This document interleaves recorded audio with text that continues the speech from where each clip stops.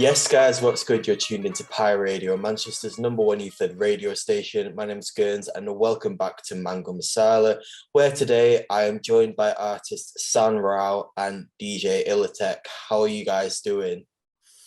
Not too bad, not too bad. Feeling a bit fresh for Sunday morning. Feeling all good, man. It's nice to be here, bro. But yeah, coffee's gonna help wake up. Yeah. We both have just woken up. No, everyone here is in the same boat. Trust me, like it's fine. But you got to do what you got to do. Exactly. For those of the listeners that maybe don't know of you guys, do you want to maybe give us a little bit of background about how you got into music and what your music is about, basically? So me personally, I feel like I'm still trying to find my sound, really. Only in the last year or year and a half, I've been making a lot of music. And I met this guy through like an A&R event, and he saw me do like the deadest not performance, but basically we had to show our music to these A&Rs, and I messed up and I only showed them the PA version with the background vocals, and he still clocked that he liked the song, and so he met me after, and in a year later we started collaborating and kind of just went from there, really. Yeah, you know what, that event was crazy because I went down. I live in Harrow, and I went down to Croydon, which any Londoner knows going to Croydon is like passport business. Like, it's a long trip. And I went, and it was an interesting day because I just went down there. I was meant to go with people. They didn't end up coming, so I went on my own. And I was going there because I wanted to get my music played. I wanted to be doing what Sann did, but I didn't get there early enough because the queue there outside was massive by the time I got there. So by the time I got to front, they're like, yeah, we'll try and play it, but see how it goes, kind of thing. So I thought, all right, I'm just going to wait around, see if I can get my track played. But in the meantime, there were loads of different artists going up on stage, and bare artists went up on stage, and everyone was basically just doing drill music, trap. Everyone was, there was like one bashment artist, but no one was really doing, everyone was kind of sounding the same. And Sann went up there, and he came up with a completely different vibe. He came up with a lot of confidence onto that stage.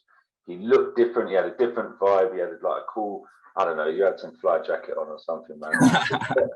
Something stood out, and just your aura, it just stood out. And then he put his track on, and then, because it wasn't the right version, I think maybe you sang over a little bit. I'm not really sure. I can't remember that well. But They didn't let me. They didn't let you. Okay, but I just remember that it really stood out, and the whole room just started going, yeah. It's like 8 Mile in that room, by the way. That was kind of the setup. Everyone would get up on stage and play their track, and then the crowd would either respond to it or they'd be dead.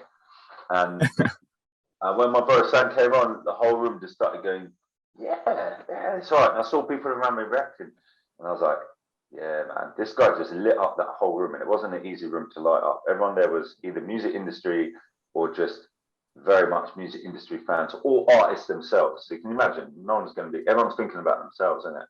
Yeah, so for him to get up there and light up that crowd, I knew that I need to, all right, my stuff hasn't been played, but that's not a big deal. You know, I'm a producer. I'm always looking for good talent to work with.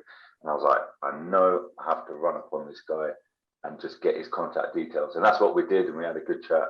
You literally did that as well. I was leaving the event, and you literally I ran. like, yo, bro. I was like, who's this guy, man? And I looked, and it was like, yo, fam, your track. I was like, I know you're lying because I messed up. Yeah. So sometimes music is crazy, man. Sometimes things happen in the most unexpected ways because the universe brings you lot together. So I don't know if you mentioned, so when was this event? I don't know, man. 2 years ago now? Yeah, maybe about 2 years ago. 2 years, because it took us probably 6 to 8 months after meeting that event, before we Got My Mind, right? So it took a while. It's probably about 2 years ago, I'd say, or maybe just less. So I suppose that kind of comes on to what I was going to ask, which was, what have you guys been up to over the past 2 years, with COVID and everything? How has that kind of affected your craft personally? For me, I think I kind of had to, obviously I couldn't really go out and make music like everyone really. We couldn't really go into studio and do all of that stuff. So I kind of really had to reflect onto my life and just, you know, like take some time back, and like everyone else has been as well.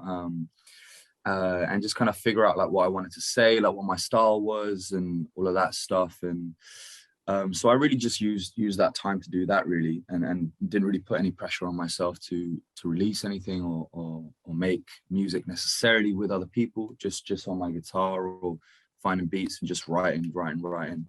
And I think that really helped, because then when we kind of like got back together to make the next batch of songs, we made a song called Got My Mind, and then that did all right. And then after that, we wanted to get back on it, because both our lives had like ups and downs in that time of life. So we wanted to come back and make like another batch of songs to release and kind of get the ball rolling again. So yeah, it was good to reflect, because then in that moment when we came back, I kind of had a lot to say and a lot to write about. So yeah. COVID was interesting because as a DJ, it shut down my business completely. So I wasn't out there every weekend doing sets.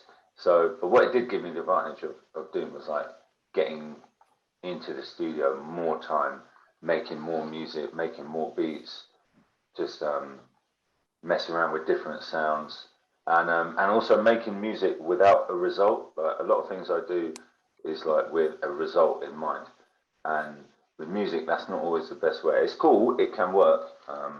There's producers who do that day in, day out, and sometimes I do that. But sometimes just like putting beats together and just kind of like, you know, I made like a collection of them, and they were just sitting on my hard drive. And that's kind of like what I was doing over COVID. And I was doing live streams and Twitch and messing around with stuff like that. So it was like a fun, creative period. So for me, it was a good time. I think for a lot of music, it was a good time just to get back to the essence of what we do, which is just like get in the studio, make tunes. And then we couldn't really link up for a while, but once we could, things started flowing. And then when Sann came to the studio, one time he came to the studio, and I was literally just pulling up Ableton and just playing him like snippets of beats that I'd been working on, snippets of like little loops of songs, and just like he just heard the one for yesterday, and he's like, "Hey, what's that?" And then instantly, Sanya is so talented, and he's so like his melodies come to him so quickly, and his songwriting ability is so sharp that he just heard that. We're just sitting in the studio. We weren't really planning anything on that day. I was just like, "Oh, I've got some beats, like maybe I want to hear them." And he just started hearing that, and he just instantly just started like mumbling to himself and like getting a little melody together. And he's like, let's record something to this. So boom, we just recorded. When me and him make music, it always comes out pretty fast, which is like something like we joke about, because like when it comes together, it just comes together right, and it comes out pretty fast. And we both kind of know what we need to do. We play our position, and things just come out well. So like COVID was good in a way for us. It's enabled. COVID was good. For us, yeah. Yeah, no, I think it's for everyone. It's subjective, isn't it? Everyone's had their own different experiences, their own positives, negatives.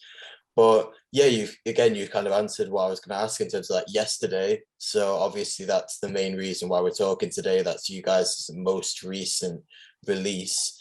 So it sounds like it was quite a natural collaboration. Like you guys have already collaborated before. You were playing the tracks, the snippets on Ableton, and then Sann, you heard it, and immediately it just came about like that. Yeah, it was just I don't know if you I know you were listening to the track earlier, like the bass line. As soon as I heard that bass line, I was like, oh, that's just got some, I don't know, it just kind of put me back, and just instantly had a melody.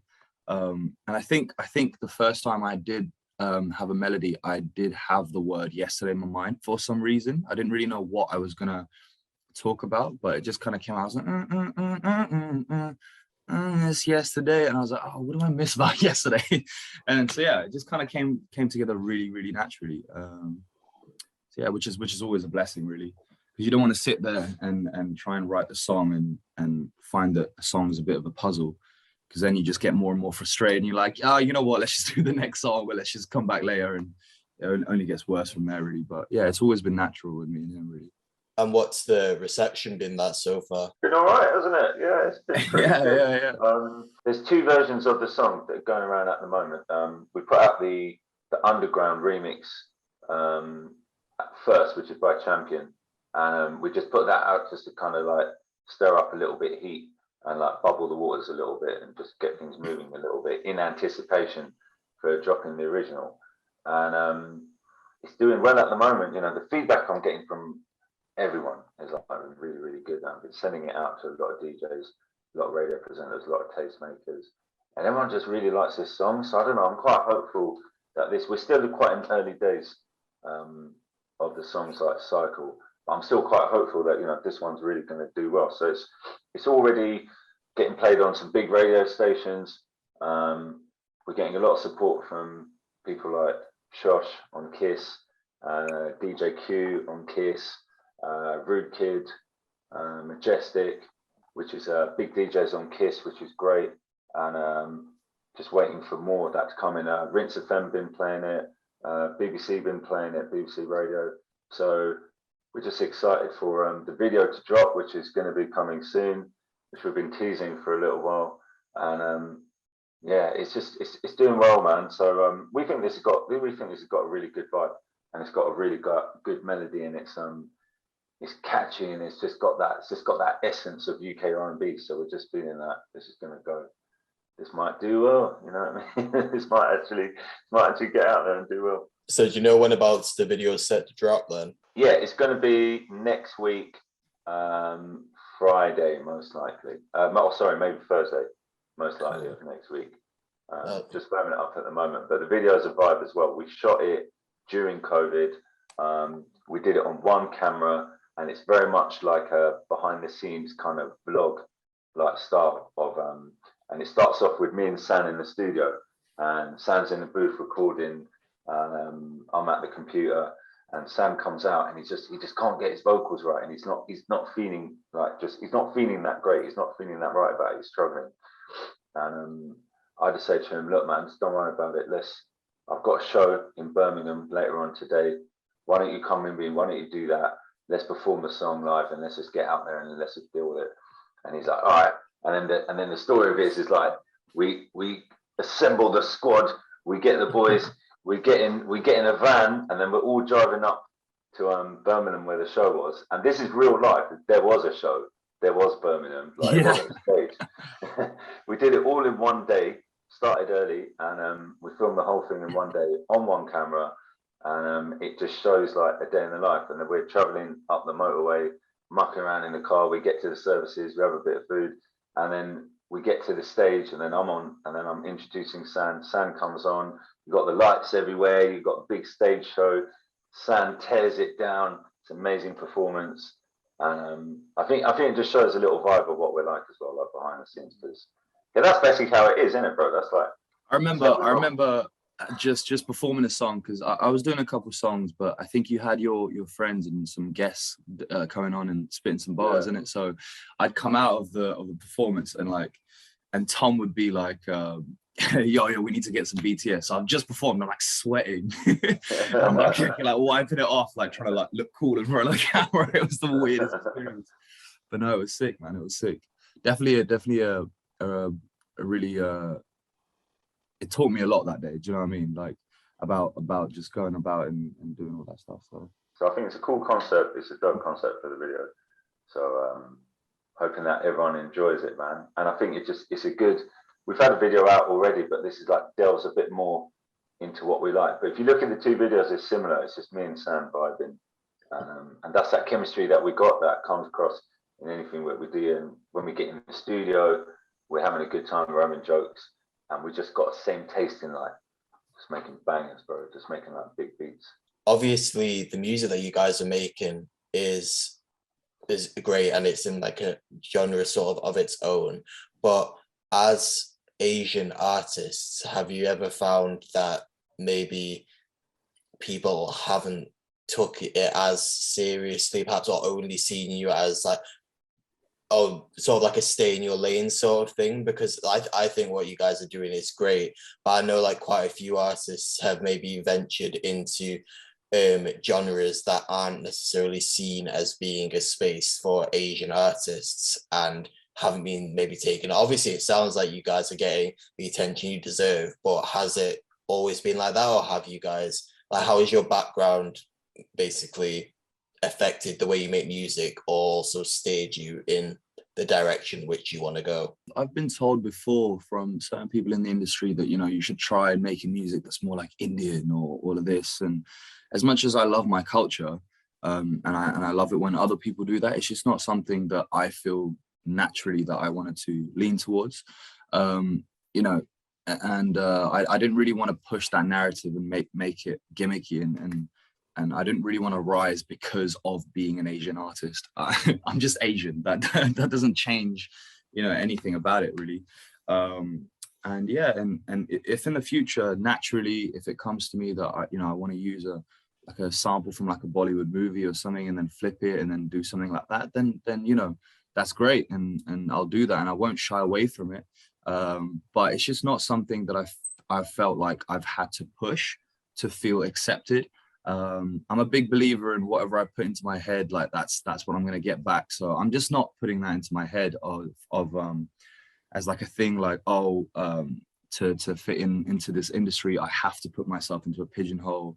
I know I'm Asian, so I'm going to have to make music like this to be noticed or to be found, for the music to be found attractive. So I don't know. I'm not really stressing it really.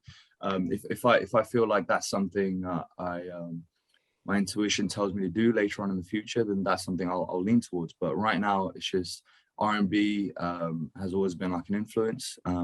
Chris Brown, like Justin Timberlake, all of them lot, and people like Zayn as well. I think he's doing a great job of making music that's like being Asian, but also his music doesn't necessarily sound Asian, but then he does, you know? So it just you can kind of be whatever you want to be. I don't think I have to really try and fit in. And I have had that advice before. I just don't like it. It doesn't quite sit right with me when people tell me to be more Asian with my music. I'm like, you know, but that's just me. But to be fair, yeah, this guy eats a biryani every time he comes in the studio. This guy eats a bit. So it might happen one day. Like, it doesn't matter. Even at 10, I've seen him at 10 a.m. in the morning. He'll order biryani. Why are you baiting me up? Standard. That is true. I do love my biryani. Yeah. But then that doesn't mean that you have to make music about biryani. Do you know what I mean? I'm not going to start singing about lamb. Do you know what I mean? One day it might happen. I'm the same as him, man. Whatever Sann said, I'm the same, really. I just do what comes out of me. I don't think we really choose it that much to a degree, and I just make music, whether it's garage, whether it's R&B, whether it's whatever else. We turn our hands to it at any point. If and when that comes, all good, but it'll be at the right time. But we're definitely not. No one ever said that to me. But I definitely know and feel that if someone was to put themselves in that certain path, you know, it might be a different trajectory, and some might say it might be easier because it's a smaller pond. Yeah, but, we might even succeed more, but I don't necessarily want to succeed that way. Do you know what I mean? Yeah. So like you said, maybe if it comes in the future and at a natural time, that's all good. But we're just vibing with what we're vibing at the moment. Exactly. Music's important. Like, you just got to. If you try, I don't know about anyone else, but if you try and create something, it doesn't really work. It's just what comes. And this is what comes out of us. 100%. Inspiration is a real thing, bro. It's a real. And I feel like the listener knows when you're trying too hard. Do you know what I mean? When you're trying to be gimmicky, or when you're trying to push a narrative with yourself that you're not necessarily fully into. You know. Yeah. Obviously, we talked about the video that you guys have got coming up. Aside from that, what else can we expect from you, not only for the rest of 2021, but going into 2022 as well? Got a few tunes coming out, don't we? Got a couple more coming out, and we've got another R&B one. Yesterday I would say it is R&B, but I would say it's got a lot of pop influence in it as well, which is why I feel like more of the wider audience are kind of like gravitating towards it. The next one, depending on which one we're going to drop first after yesterday, but the next one's a bit more of an R&B one, and it's one of my personal favorites, if I'm honest. And then we got another garage one coming, and so yeah, we've got a few other tunes coming up, and after we see the kind of reception we get from that, and I'm sure we'll get back in the studio and make more projects to kind of follow up.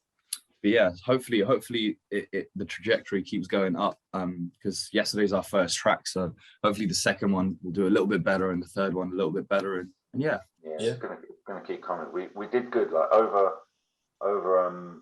COVID and over just the last 6 months. We stayed in the studio and we were just like making things, putting them in the vault, and we're like, yeah, we got that. So we got that in the clip ready, and then we put another one in the clip. We've got another one in the clip, and we just want to start spraying. But this was like we knew that yesterday had to be the lead, had to be the start. Even though we've had a previous release last year, which had a decent reception, but we knew like yesterday has just got that bounce, and it was getting great feedback. I'm like, all right, let's put this one out first, and then kind of see how that goes, and then we got the other two to roll as well. So the next one's the one after that. We got Throw It Down, which is Sam was just talking about, which is like a club R&B, dirty kind of song, as in it's just like, yeah, it's more for the clubs, and it's more hard, and it's about one of Sam's favorite topics, and it's and it's more, yeah. Like the biryani. Yeah. That's coming next, you know. You got to wait a little bit longer for that one. Biryani video is coming soon, and because in a lot of our songs we talk about relationships, and we talk about partners and stuff like that. This is something we both, I feel like, could relate with, and it's something we were both going through, like getting in and out of like relationships during COVID and before COVID. But even when you get out of a relationship, the feelings and the whole thing just lingers. Do you know what I mean? So a lot of songs needed to be written for it to get out of my aura and my body. But yeah, for sure. So yeah, a lot of our songs are relationshipy, but we just try and put a little flex on it and make it bounce and make it danceable. And then most songs in the industry are, so. Yeah, Exactly. That's true. So we got Throw It Down, Yet to Come, and we got damn, my mind's gone blank. What did we call the other one? I don't know if we got a name for it actually. No, we must have a name for it. It's Throwing Down, and my mind's gone blank, which is useless for an interview. But, we'll just call it the garage track for now. Yeah. Man, that's Sweet. Oh, personal. But it came to us both like, oh. Well, thank you guys so much for speaking to me today. Do you want to just let the listeners know where is best to find you and keep up with your music? For me, you can find me on my Insta. It's Sann Rao official 33. So that's SANN RAO and then official and then the number 33. And you can find me on Spotify as well. My Spotify is a bit dodgy right now, but I'm trying to claim the right accounts back. But yeah, you can always find me on Insta and find your way out of that. Yeah, find me on Insta at DJ_Illatek. That's ILLATEK. All my stuff's there. And YouTube, Spotify.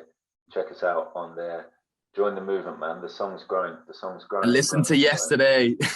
And you're gonna hear it. You're gonna hear it out there because we're not stopping work on this one, and this is just the beginning. So, yeah. So yeah, and thanks for having us on, man. No, thank you. Do you guys want guns? Exactly.